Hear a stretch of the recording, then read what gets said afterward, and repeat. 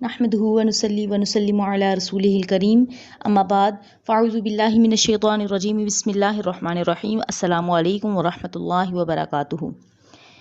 آج میں آپ کو بتاؤں گی کوہ صفا اور مروہ کے بارے میں۔ جیسا کہ پچھلے سبق میں ہم نے پڑھا تھا کہ ترجمہ اور ترجمہ کیا تھا، اور میں نے آپ سے کہا تھا کہ آنے والی ویڈیو میں میں آپ کو اس کی مکمل تفسیر بتاؤں گی۔ تو آج انشاءاللہ عز و جل ہم کوہ صفا اور مروہ کے بارے میں ڈیٹیل سے پڑھیں گے، اور حج میں ان کے کیا احکامات ہیں، صحیح کرنے کا کیا حکم ہے، اور اس پہ کیا مطلب کہ اگر یہ قضا ہو جائے، یہ ہم نہ کر سکیں تو اس میں کیا اس کا جو ہے وہ ہمیں فدیہ دینا پڑتا ہے، وہ بھی انشاءاللہ آج آپ کو ڈیٹیل سے بتاؤں گی۔ تو یہ سب کچھ جاننے کے لیے اینڈ تک ہمارے ساتھ جڑے رہیے، انشاءاللہ بہت معلومات آپ کو حاصل ہوں گی۔ سبق شروع کرنے سے پہلے آپ سے یہ بھی گزارش ہے کہ اگر آپ چینل پر نئے ہیں، ابھی تک آپ نے چینل کو سبسکرائب نہیں کیا تو سبسکرائب کر لیجئے، اور بیل کے بٹن کو بھی پریس کر لیں تاکہ ہر آنے والی ویڈیو کا نوٹیفیکیشن سب سے پہلے آپ کو ملے، اور اگر ابھی تک آپ نے ویڈیو کو لائک نہیں کیا تو لائک بھی کر لیجئے۔ اب سبق شروع کرتے ہیں۔ جیسا کہ پچھلی آیت میں ہم نے پڑھا تھا، اس کا میں مختصر ترجمہ آپ کو بتا دیتی ہوں کہ بے شک صفا اور مروہ اللہ کی نشانیوں میں سے ہے، پس جو اللہ کے گھر کا حج کرے یا عمرہ کرے تو اس پر گناہ نہیں ہے کہ وہ ان دونوں کے چکر لگائے یا ان دونوں کے پھیرے لگائے، پس جو بھلائی میں زیادہ کرے اس کے لیے زیادہ بہتر ہے، پس بے شک اللہ تعالیٰ نیکی کا صلہ دینے والا ہے۔ اور جو لوگ مطلب کہ آج اس آیت کو ہم سمجھیں گے، اس کی تفسیر جانیں گے، کیونکہ پچھلی آیت میں آپ کو زیادہ ڈیٹیل نہیں بتا پائی تھی، اس لیے آج میں آپ کو اس کی مکمل تفسیر بتاؤں گی۔ اگر ان آیات کی آپ مکمل ترجمہ لفظی اور بامحاورہ ترجمہ پڑھنا چاہتے ہیں تو اس کا لنک آپ کو نیچے ڈسکرپشن باکس میں مل جائے گا، وہاں سے دیکھ کے آپ ان آیات کا ترجمہ اور لفظی اور بامحاورہ ترجمہ اچھے طریقے سے پڑھ سکتے ہیں۔ کہ صفا اور مروہ مکہ مکرمہ کے درمیان دو پہاڑ ہیں، ٹھیک ہے۔ مکہ مکرمہ کے دو پہاڑ ہیں جو کعبہ معظمہ کے مقابل یعنی جانب شرق واقع ہے، اور مروہ جو ہے وہ شمال کی طرف مائل، اور صفا جو ہے وہ جنوب کی طرف جبل ابی قبیس کے دامن میں ہے۔ حضرت ہاجرہ اور حضرت اسماعیل علیہ السلام نے ان دونوں پہاڑوں کے قریب اس مقام پر جہاں چاہے زمزم ہے یعنی زمزم کا چشمہ ہے بحکم الہی سکونت اختیار فرمائی۔ اس وقت یہ مقام سنگلاخ بیابان تھا، نہ یہاں سبزہ تھا، نہ پانی، نہ خورد و نوش کا کوئی سامان تھا۔ رضائے الہی کے لیے ان حضرات نے، اللہ کے ان مقبول بندوں نے صبر کیا۔ حضرت اسماعیل علیہ السلام بہت چھوٹے تھے، پیاس کی شدت سے جب ان کی جان پہ بنی اور ان کی جان بلبی کی حالت ہوئی تو حضرت ہاجرہ بے تاب ہو کر کوہ صفا پر تشریف لے گئیں۔ کوہ اردو میں جو ہے وہ پہاڑ اس کا مطلب ہے، اور اس کو کوہ صفا کہتے ہیں۔ کوہ صفا پر تشریف لے گئیں، وہاں بھی پانی نہ پایا تو اتر کر نشیب کے میدان میں دوڑتی ہوئی آئیں، مروہ تک پہنچی۔ اس طرح 7 مرتبہ گردش ہوئی، یعنی صفا سے مروہ اور مروہ سے صفا، 7 چکر انہوں نے لگائے، اور اللہ تعالیٰ نے ان اللہ مع الصابرین کا جلوہ اس طرح ظاہر فرمایا کہ غیب سے ایک چشمہ زمزم نمودار کیا، اور اس کے صبر و اخلاص کی برکت سے ان کی اتباع میں ان دونوں پہاڑوں کے درمیان دوڑنے والوں کو مقبول بارگاہ کیا، یعنی کہ ان کے صبر اور اخلاص کی برکت سے، یعنی حضرت ہاجرہ اور حضرت اسماعیل کے صبر و اخلاص کی برکت سے ان کی اتباع، یعنی حضرت ہاجرہ کی اتباع میں، اتباع مطلب پیروی، ان کی پیروی میں ان دونوں پہاڑوں کے درمیان دوڑنا، یعنی جس کو حج کے رکن میں سعی کہا جاتا ہے، سعی کرنا، دوڑنا جو ہے وہ بارگاہ الہی میں جو ہے وہ مقبول کیا، اور ان دونوں کے محل اجابت دعا بنا دیا، یعنی کوہ صفا اور مروہ کے درمیان جو دعا مانگی جائے اس کو قبولیت کا درجہ دیا، اور ان پہاڑوں کو، ان جگہوں کو جو ہے وہ محل اجابت یعنی دعا قبول ہونے کی جگہ بنا دیا۔ شعائر اللہ سے دین کی علام یعنی نشانیاں مراد ہیں۔ شاعر نشانی کو کہتے ہیں، اللہ ہی اللہ، یعنی شاعر اللہ سے دین کی علام یعنی نشانیاں مراد ہیں، خواہ وہ مکانات ہوں جیسے کہ عرفات یعنی کعبہ شریف، عرفات، مزدلفہ، جمار ثلاثہ یعنی جو کنکریاں مارنے کی جگہ جو ہے وہ صفا یا مروہ یا منا، ٹھیک ہے۔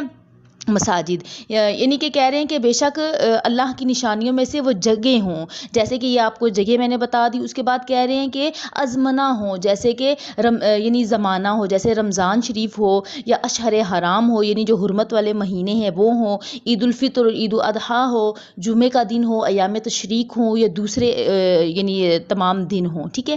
علامات سے مراد جیسے اذان ہو، اقامت ہو، نماز باجماعت ہو، نماز جمعہ ہو، نماز عیدین ہو، اور یہ سب شعائر دین میں سے ہیں۔ یعنی اللہ کی علامات میں 3 چیزوں کے بارے میں بتا دیا گیا۔ شعائر اللہ سے مراد مکانات بھی ہو سکتے ہیں، ازمنہ بھی ہو سکتے ہیں، اور علامات بھی ہو سکتے ہیں۔ مکانات جیسے کعبہ شریف وغیرہ مکمل ڈیٹیل آپ کو بتا دی، ازمنہ جیسے رمضان شریف اور اشہر حرام وغیرہ ہو گئے، یہ بھی مکمل ڈیٹیل آپ کو بتا دی، اور علامات جیسے اذان، اقامت اور باجماعت نماز وغیرہ، ٹھیک ہے۔ اس کے بعد کہتے ہیں کہ اس آیت کا شان نزول یہ ہے کہ زمانہ جاہلیت میں صفا اور مروہ پر 2 بت رکھے تھے۔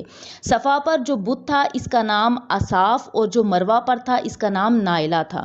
کفار جب صفا اور مروہ کے درمیان سعی کرتے تو ان بتوں پر تعظیماً ہاتھ پھیرتے۔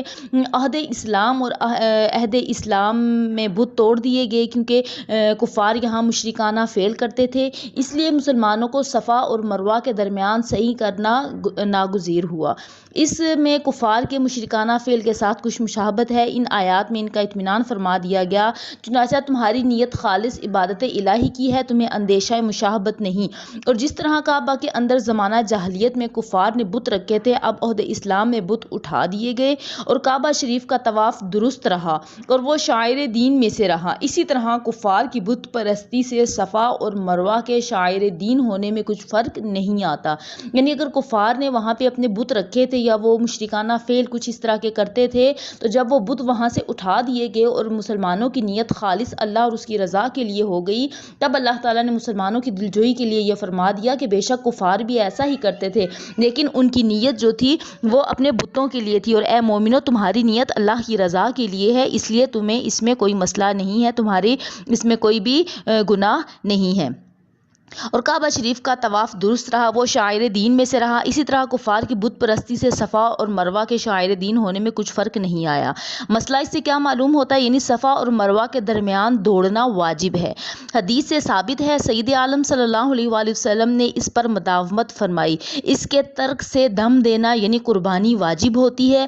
مسئلہ صفا اور مروہ کے درمیان سعی حج و عمرہ دونوں میں لازم آتی ہے، یعنی صفا اور مروہ کے درمیان دوڑنا حج اور عمرہ دونوں میں لازم ہے۔ فرق یہ ہے کہ حج کے اندر عرفات میں جانا اور وہاں سے طواف کعبہ کے لیے آنا شرط ہے، اور عمرہ کے لیے عرفات میں جانا شرط نہیں ہے۔ مسئلہ اس سے یہ بھی معلوم ہوا کہ عمرہ کرنے والا اگر بیرون مکہ سے آئے تو اس کو براہ راست مکہ مکرمہ میں آ کر طواف کرنا چاہیے، اور اگر مکہ کا ساکن ہو تو اس کو چاہیے کہ حرم سے باہر جائے، وہاں سے طواف کعبہ کے لیے احرام باندھ کر آئے۔ حج اور عمرہ میں فرق یہ بھی ہے کہ حج سال میں ایک مرتبہ ہو سکتا ہے، کیونکہ عرفات میں عرفہ کے دن یعنی 9ویں ذی الحج کو ہی جانا اور جو حج میں شرط ہے، سال میں ایک ہی مرتبہ ممکن ہے، اور عمرہ ہر دن ہو سکتا ہے، اس کے لیے کوئی وقت معین نہیں ہے۔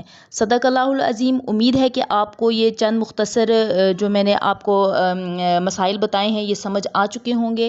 انشاءاللہ عز و جل مزید حج اور عمرہ کی ڈیٹیل اور ان آیات کی مزید تفسیر اگلی آیات جو ہم پڑھیں گے آنے والی ویڈیو میں آپ سے شیئر کروں گی۔ اگر آپ اس کے بارے میں مزید کچھ پوچھنا چاہتے ہیں تو آپ کمنٹس باکس میں پوچھ سکتے ہیں، انشاءاللہ آپ کو ضرور اس کے مکمل جو ہے وہ ڈیٹیل مل جائے گی۔